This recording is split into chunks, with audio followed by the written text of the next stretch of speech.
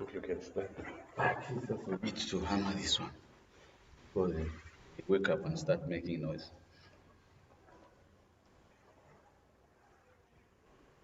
Yeah, I think I'll be doing that later. Oh, Kabokso.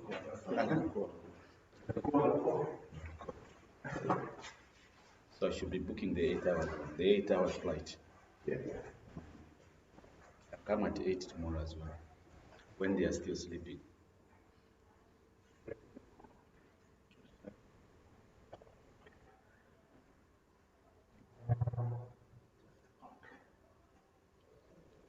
I think just a bit. This one? Yes.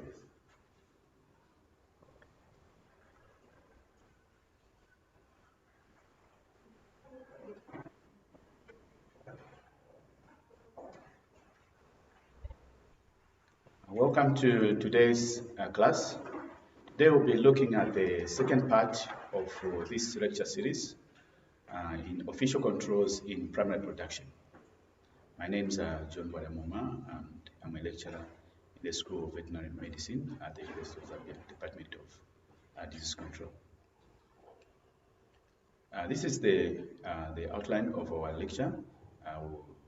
We'll look at the introduction, lesson objectives, then we'll look at the use of grazing fields, use of fields for crop production and grazing, and look at the cleanness of animals, water quality, and then the hygiene and training of staff, and also look at pest control and management of waste.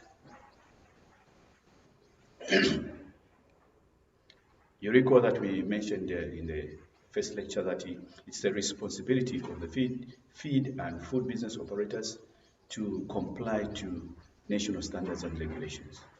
But at the same time, the government or competent authorities have the responsibility to ensure that food and feed business operators are complying to national laws and also the standards that have been set. So the government sets or regulates the environment under which the feed and food business operators conduct business. And so the responsibility to ensure that the food or feed placed on the market is safe relies on the manufacturer or the industry. But the government has a responsibility to ensure that they are complying to regulations and standards. So in this lecture, we continue describing the procedure that you as an inspector or a person that is conducting hygiene inspections at primary production may need to do. How do you go about inspecting a farm, for instance, or another place where such activities related to primary production are being undertaken? And this is important to ensure that you are equipped with knowledge and skill to be able to do the inspection consistently and also proportionately. Proportionately because each particular setting may require, certain standards or criteria. So that's why it's not one size fits all. There are smaller enterprises and there are also enterprises with a lot of workers.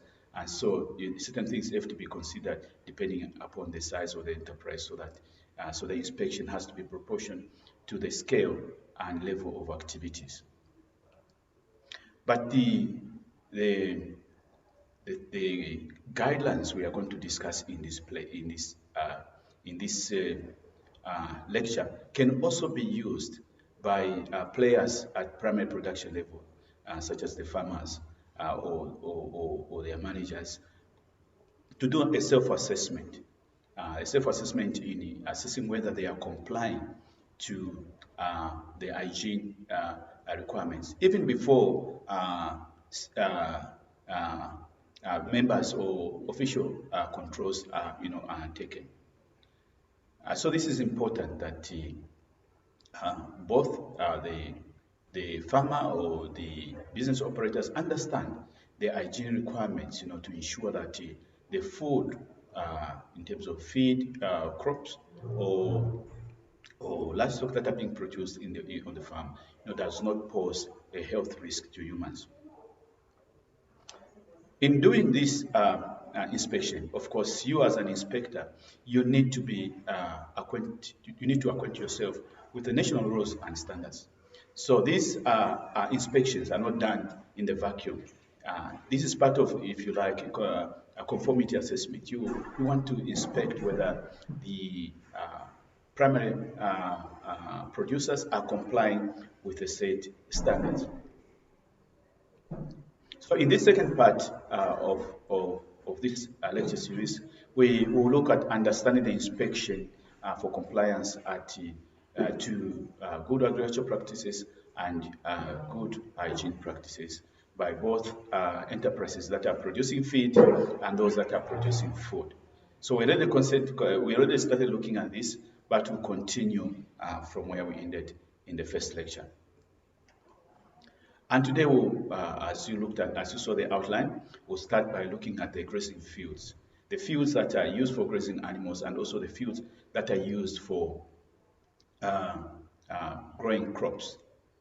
It's important to control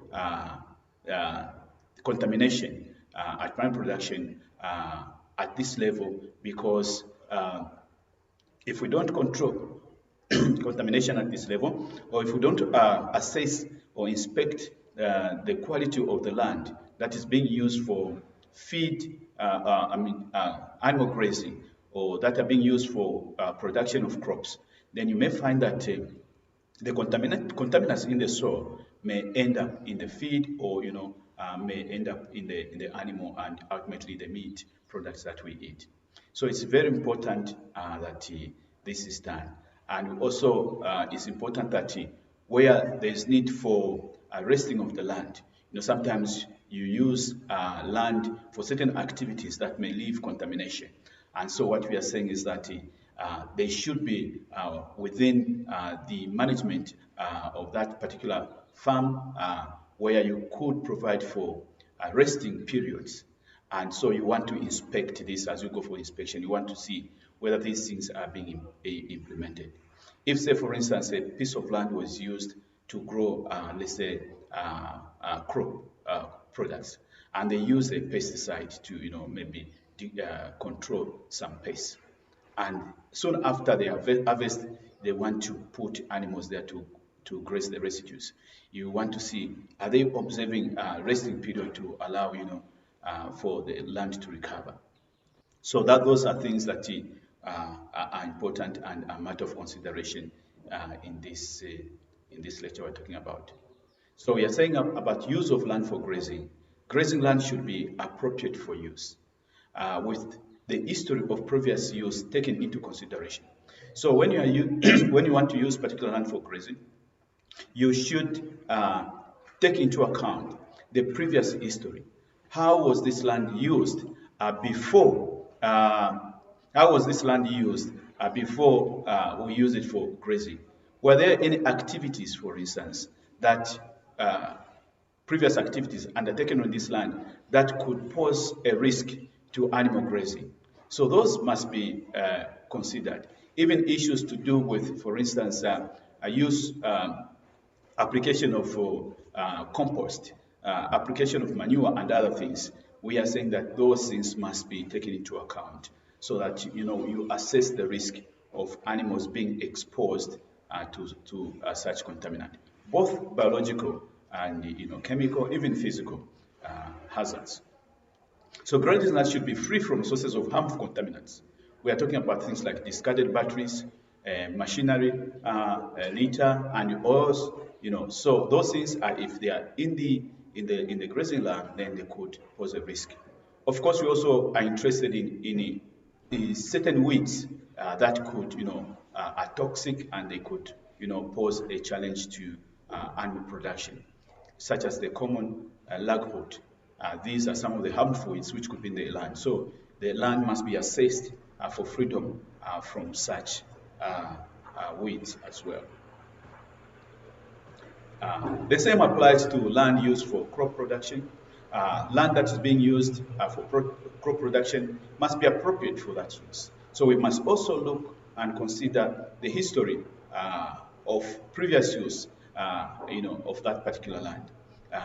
What was land used for? Was it used, for instance, for tobacco growing, or was it used for growing cottons? These two crops that I've mentioned, for instance, they employ high use of pesticides. So if the land is used for tobacco growing or used for cotton growing, then you want to put, vegetables which have a shorter lifespan. So you may find that some of the persistent pollutants that have remained in the soil may end up, getting into the crops that you want to grow. So the food business operator should follow the guidance of assessing the land to ensure that the land they are using, has been declared free from contaminant, or at least to an appropriate level. Taking into account that complete freedom may not be attainable. Food business operators should also follow guidelines on the application of animal manure and other fertilizers to crops and land before planting.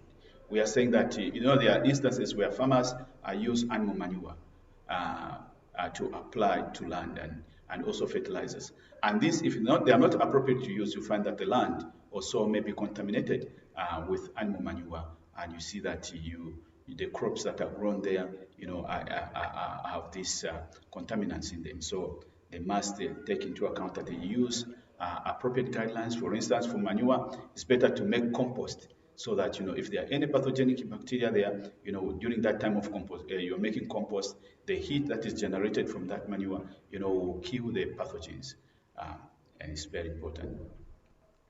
The other consideration when you go to inspect animals that you need on the farm, you need to look at the animals, the cleanness of animals.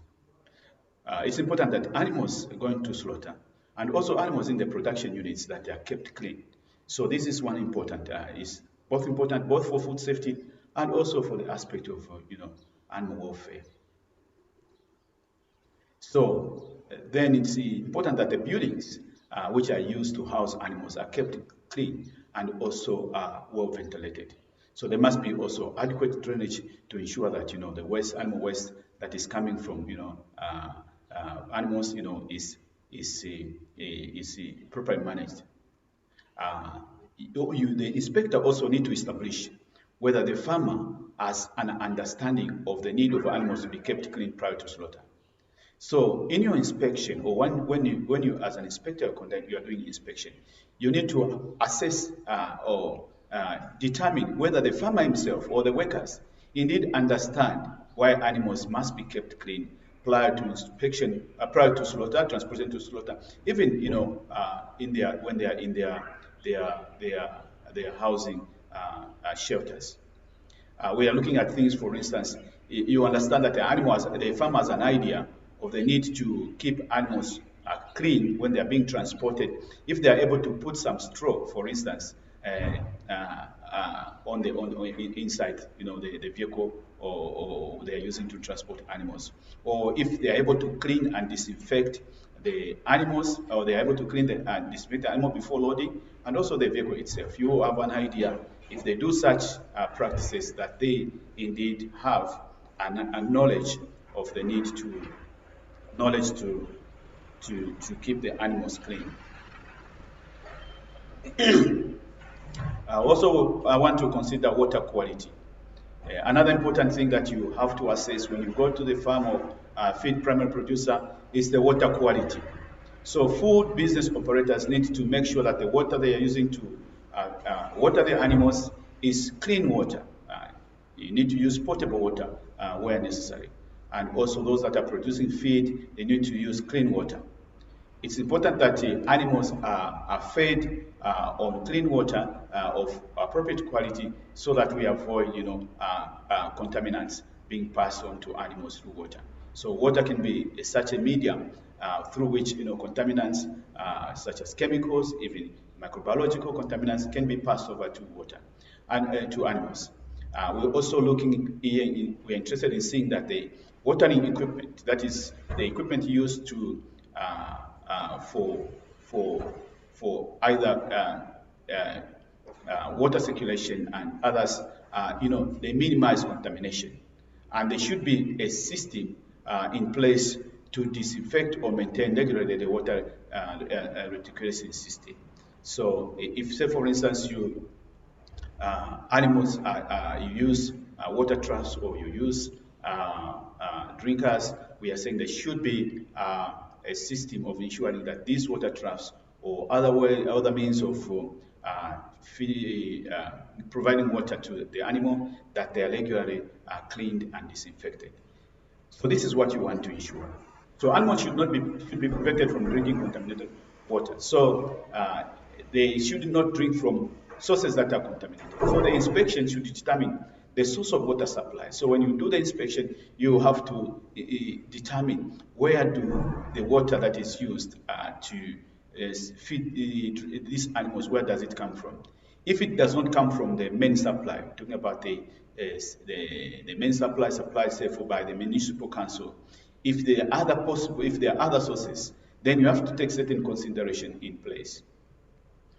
We have to look at the suitability of that alternative source for watering animal, and also you have to consider, is any form of treatment undertaken to this water that is being sourced from other sources, such as other than the council lines. And also we have to look into account, you have to look into account when you're doing inspection, if the farmer food business operator does any test on water. It is recommended that we do tests on water at least once in a year. So consideration should be given to undertaking a risk assessment on the water source. So when you're looking at the sources of water, we have to do risk assessment. Here we want to, you as an assessor, you want to ensure that the water source, is free from possible contamination. So you look at what are the possible risks that the possible contamination sources for this water. What is the risk that this water is likely to be contaminated if things are not done well? So you check the sources of water, that they are protected from contamination, and also check the cleaning regime of the equipment that is used for the drinking equipment. In case of where they are doing water harvesting, there are situations where they are doing water harvesting. Here we're talking about rainwater. In most cases, rainwater is not potable. So normally the quality is of low quality, and so we want to just making sure to assure that maybe there is prior treatment or there is treatment before use, and also that it's used for appropriate activities. So in any case, we are talking about that risk assessment must be done, particularly when this water is used for drinking animal or irrigating ready-to-eat crops. So water that is being used for animal drinking and also ready-to-eat crops, we're talking about things like lettuce, which is normally not cooked. So we are saying that there must be risk assessment undertaken to see that such will not contaminate the product in question. The other matter of consideration when we are doing inspection is staff hygiene and knowledge. So in the inspection, the aim of this part of inspection is to ensure that staff are in good health and they undergo training on health risks and have the requisite ability, knowledge, and competence to do the assigned tasks hygienically. So the ability, knowledge, and competence of staff must be commensurate to their activities. So we are saying that, for instance, if a person is involved, for instance, in cleaning the floors in the operation room, you see that's one level of activity. So the knowledge and the competence, it must be commensurate to that activity. But if, say, for instance, we have others who are involved in the product formulation or mixing different ingredients, you see, that is another level of engagement. So we're saying that the level of knowledge must be commensurate to the responsibilities or the activities that they've been assigned to undertake. There are others who are in charge of, for instance, ensuring that there is a food safety management in place. So we are saying such must have adequate knowledge for ensuring that they are able to understand and implement food safety management system. So the worker must receive adequate training. So adequate training must be identified so that they receive the required knowledge and competence. And also, not only should they be trained, but they should also be supervised. And records must be kept of such trainings. So when you take workers for training, they receive any form of certificate, those workers must be kept. So when you go for inspection, you may ask for for these records, because anyone can claim that our workers have been trained. Even when the training is taking place in-house, even that records need to be taken, that people have been trained on such particular date and on such particular, lessons as was done. Also, depending on the nature of activities, particular emphasis should be given to availability and suitability of hand cleansing and drying facilities. So other than training, of course, now we are saying there should be facilities in place that should and facilitate hygienic practices in the establishment. So we are saying particular emphasis on hand cleansing and drying facilities because, as you know, the hands is a super vector. So the hand is used, the hand carries pathogens and is used, normally works effectively in transmitting pathogens from one place to another. So there should be facilities to make sure that hands are regularly sanitized and washed and sanitized. So as an inspector, when you do the inspection, you also have to ascertain the type and location of facilities provided. So you have to check, do they have hand washing basins? How about the gel dispensers and paper towels? They have those. And these also will range depending on the tasks that the workers are doing. So the facilities that are in place, the hygiene facilities that are in place should also be suitable to the kind of activities that are taking place. So this is very, very important because in the absence of this, it's very difficult for workers to practice certain hygiene habits. So if there are no hand washing basin, if there are no scrub places for scrubbing the boots, if there are no toilet, there's no toilet paper, in the toilets. So this becomes then they compromise hygiene. And also we have to assess that the facilities in place are being used appropriately by the staff on a regular basis. So it's not enough that these are in place. It's not enough that we have facilities in place, but are they being used by the workers? So we have to assess the habits of the workers. Are there hand washing habits? And also the habits regarding use of other facilities that are in place, meant to reduce product contamination. So if we have staff or contractors or visitors that are coming into our factory, we must also ensure that these contractors or visitors they have basic hygiene principles.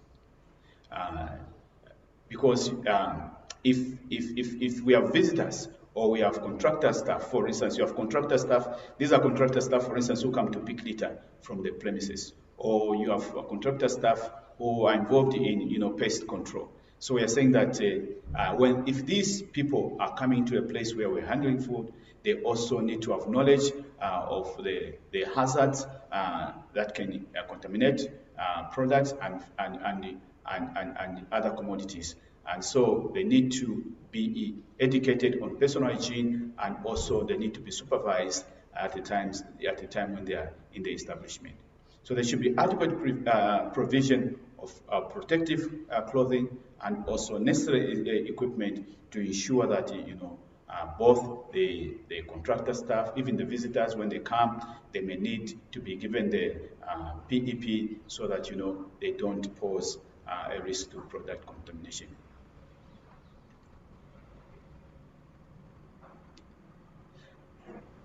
There must be an understanding that anyone suffering from or being a carrier of a disease likely to be transmitted through food is prevented from handling such products.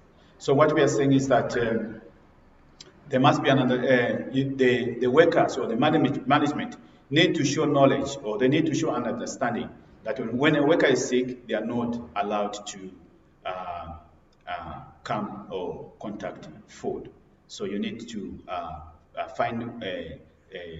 assess that, or assure yourself that is happening.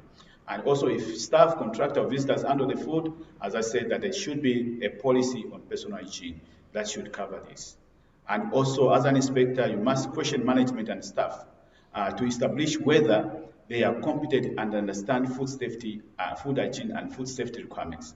So the management and staff must be questioned by the inspector to see whether they really understand food hygiene and food safety requirements. For instance, if they're using animal medicine, veterinary medicine, do they understand that there's need for withdrawal periods? Do they understand that certain products, for instance, cannot be used in certain animals? And also, if they're using pesticides, do they understand that the residual effect, and also that these also have a withdrawal period that are required? So you must have, as an inspector, you must familiarize yourself, you must ensure that management demonstrates knowledge of food hygiene and food safety. Let's now turn to pest control. So the pests here we're talking about the rats, we are talking about the flies, we are talking about even birds that come to the factory or to the farm, and also even domestic animals. These are possible sources of food safety hazards. So the producer should be able to describe their pest control system. So we are saying that the food business operator must demonstrate how they control pests, how do they control rats, how do they ensure that rats do not infest their feed storage places, how do they ensure that rats don't have access to where they are keeping their food. So they need to demonstrate that. But in case they have engaged an outside contractor, they have to ascertain the frequency at which this contractor visits the farm, and also how determine if corrective action have been taken in the past. So there must be record where they show how frequently the contractor comes, and if the contractor finds a problem, what corrective actions have been taken. All those need to be documented. But if this activity of pest control is undertaken by farm staff of farm at the established, then you must establish or you must be satisfied as an inspector that those that are engaged in controlling the pests, are competent to undertake this task. You should also ask to see any documentary evidence of the inspection undertaken and the products used. So what you are saying that if they are doing this pest control, for instance, they have put bait stations in different places. What you are saying is that there should be records on the monitoring of those bait stations around the premises. And also, if there are activities that are found there, of course, they record if they captured the rat, if they found the rat, or whatever they found, they should be. And also record if products that are used. For instance, for outside pest control of pests, you may use chemical bait outside the premises. But inside the premises, it's not allowed to use chemical baits. You use physical traps in that case. So inspection of this should include places where the sheds where animals, for instance,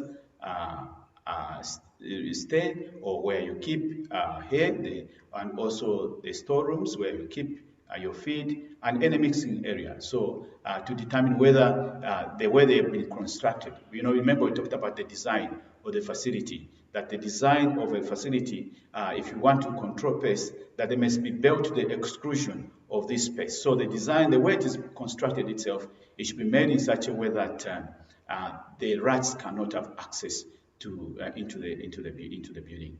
So building should be inspected for gaps and holes which would allow entry of this space. So you check and see that there is no possible places where this can enter.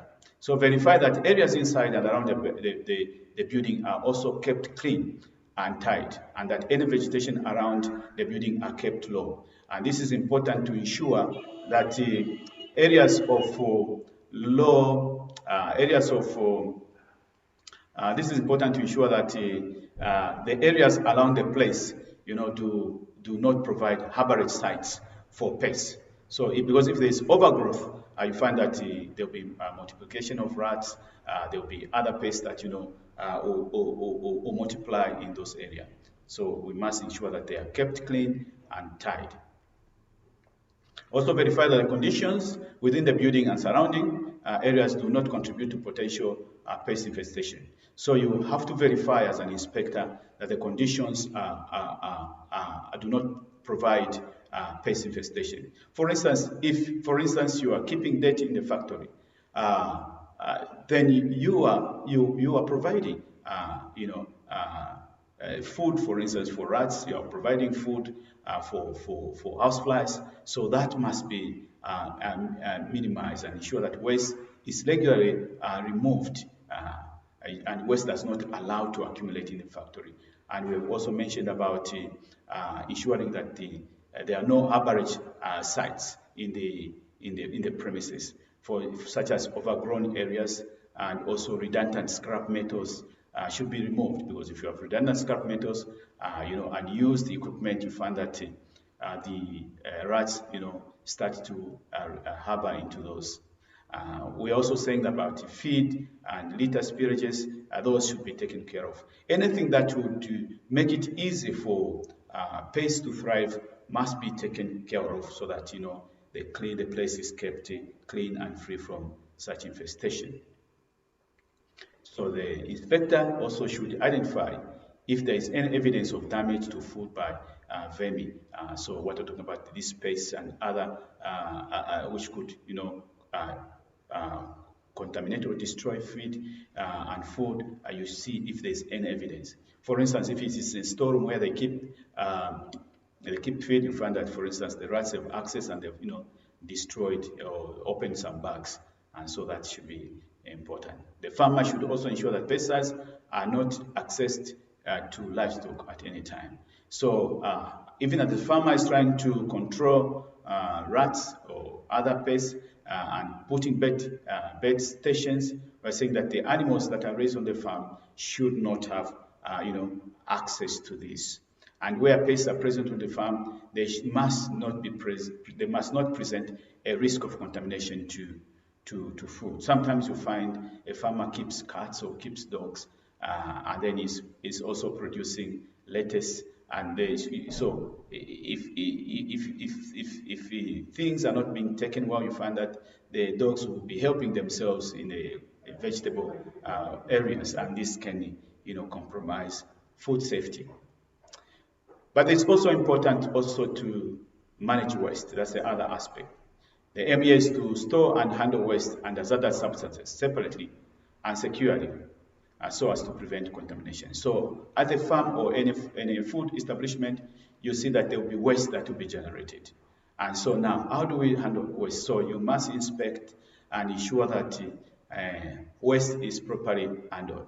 So farmers have the duty to care for and to care afterwards, to look after this waste, that to ensure that it doesn't pose a hazard to food contamination. Waste must be stored and handled safely and securely to prevent misuse or contamination, and it should not be kept longer than necessary. So it should not be allowed to accumulate.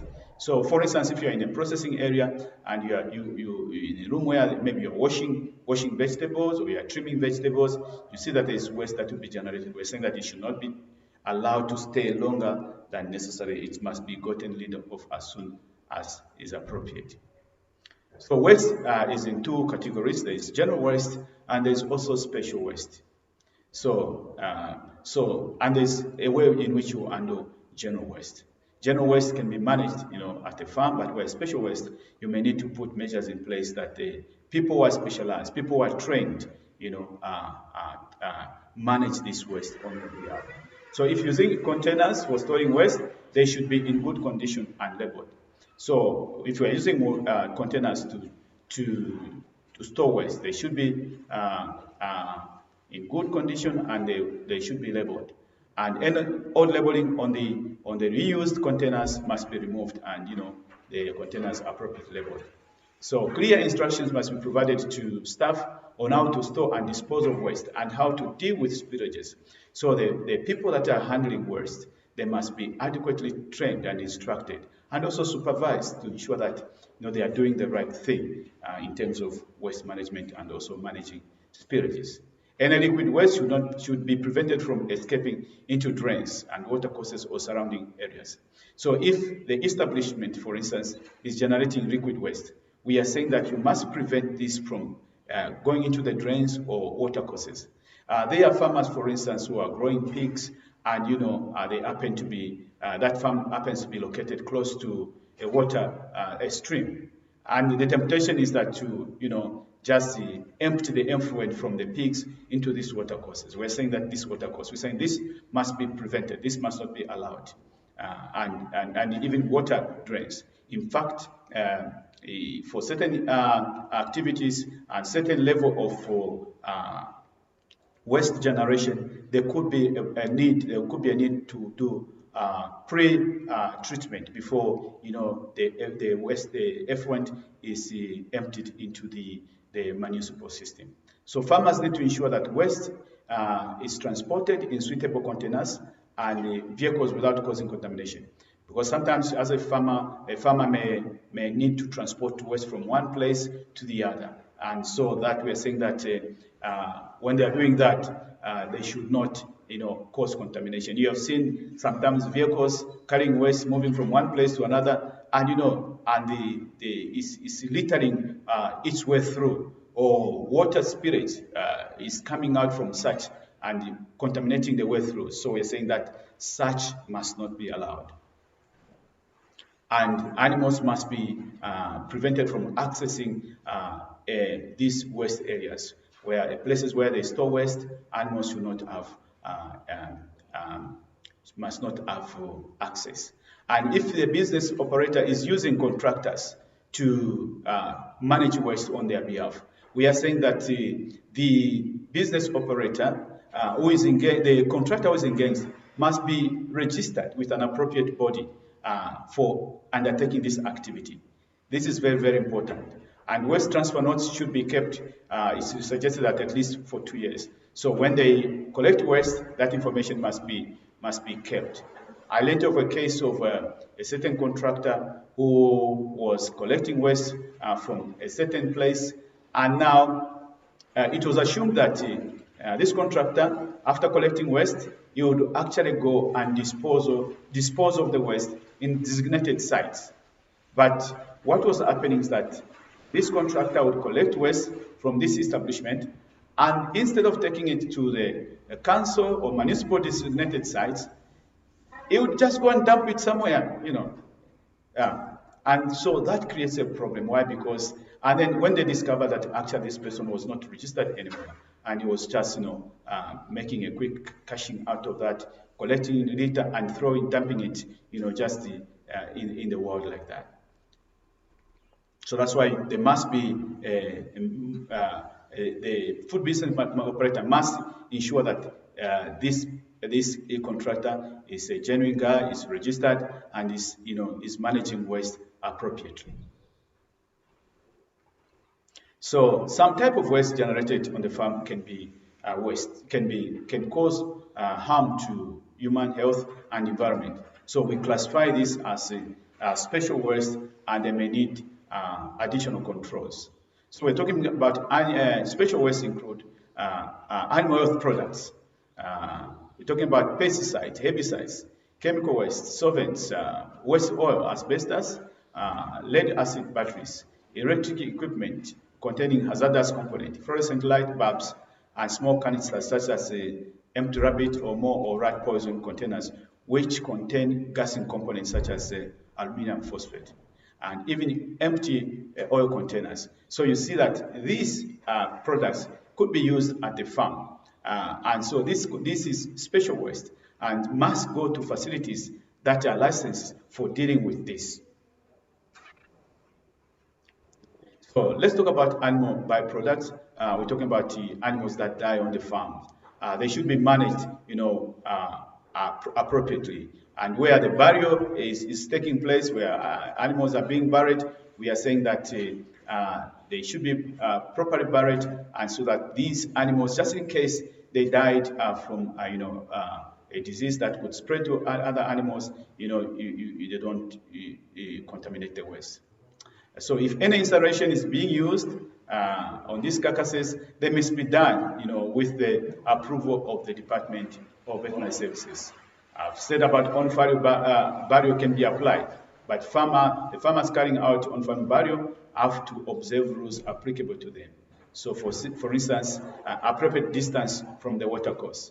So you don't bury the animal, for instance, close to the water course. So when you're burying, you must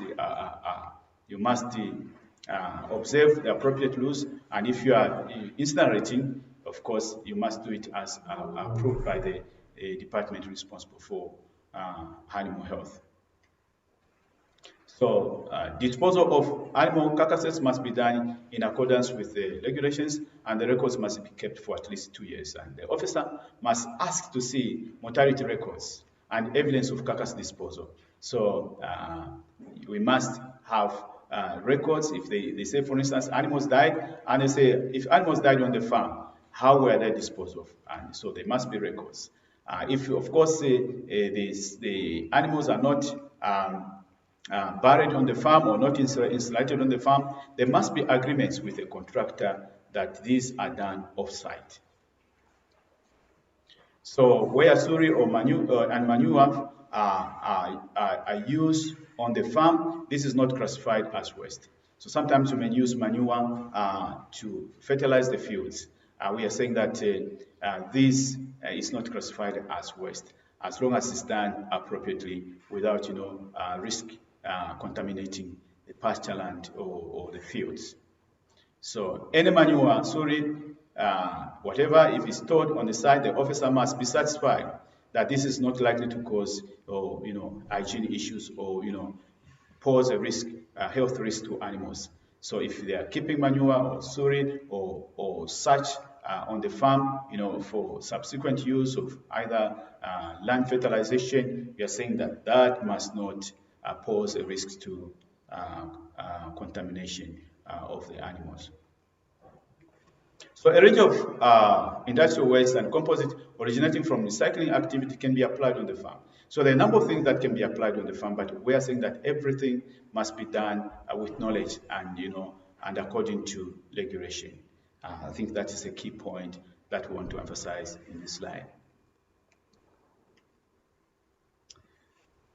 So we've been talking about hygiene on farm, how you as an inspector, how you as an official control can, go about undertaking hygiene inspection. Remember that in this course, we majorly have been focusing on application of good hygiene practices by the farmer, application of good agricultural practices by people at the primary production. But now, if you are sent to a farm, if you are sent to such an establishment, and you are told to go and inspect compliance with respect to certain regulations or standard, how do you go about it? So in this lecture, we have reviewed how you go about it and what critical areas you have to target. We have discussed that you have to consider the fields that are used for crop production, and also areas that are used for grazing animals, that these are free from contamination. So you examine the activities around those. And also you have to ensure that animals are kept clean, even in their own, in the housing where they are kept, and also when they are transported for slaughter to the abattoirs. And the water that is used for drinking animal, used for animal drinking, it should be clean and not pose a risk to animal contamination. And any such sources where water is being used should be guarded so that it's protected from contamination. So if there is a source that is used, we are saying that you must do a risk assessment to ensure that that source of water is that it will be clean, and there are no risks that the water will be contaminated, which could lead to subsequent animals animals being exposed to such hazards. And where water is used for irrigation, especially ready-to-eat products such as lettuce, clean water must be used. And we have reviewed that it's very important as an inspector when you go, you satisfy yourself that workers, observe hygiene, and that they have adequate knowledge and skills, to apply knowledge related to food safety. And also, you have to satisfy yourself that animals, the workers have been trained, and there should be certification to that effect. There should be evidence to show that they've been trained. And those that are sick are not, they know and that they are not supposed to handle food products. And so the management must also understand the knowledge, demonstrate knowledge of food hygiene, even as related to staff hygiene. There must be adequate facilities appropriately allocated to ensure that the staff can comply to the hygiene requirements in the production areas. And pests must also be controlled to reduce feed and food contamination. We are saying that possible harborage sites, such as overgrown vegetation around the premises, must be cut so that rats do not harbor there. So appropriately cut where necessary, and also remove places where they can harbor, such as disused equipment, the damaged motor vehicles, heap of waste, any such places where pests can harbor. We say that we need to take control of such.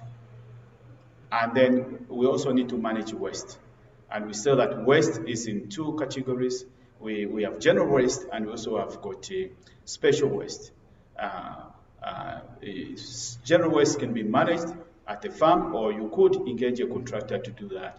But the contractor engaged to manage general waste at the farm, should be appropriately registered, and and they should do things according to the requirements. But where we are generating, or we have a special waste on the farm, this should be done by people who are skilled, to manage such waste. So this is what we've been reviewing in this lecture. Thank you for attending the lecture.